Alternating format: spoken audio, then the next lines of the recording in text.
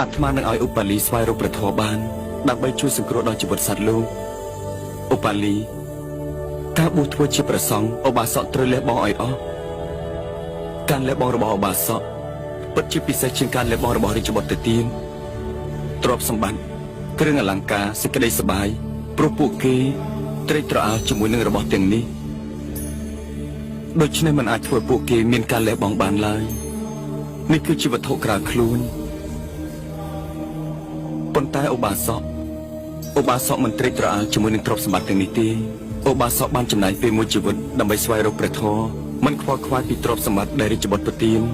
សេចក្តីលោភលន់របស់ឧបាសកមិនមាននៅក្នុងចិត្តទេឧបាសកបានលះបង់ទ្រព្យសម្បត្តិគឺដើម្បីចង់មកធ្វើជាសាវករបស់អាត្មាការលះបង់របស់ឧបាសកបានកាត់ផ្តាច់ចំណងនៃសេចក្តីលោភលន់ដែលជាសញ្ញានៃអកុសលធម៌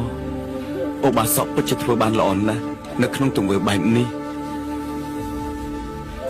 ដូច្នេះឧបាសកគឺជាបុគ្គលទី1នៅក្នុងផ្លូវសន្តិភាព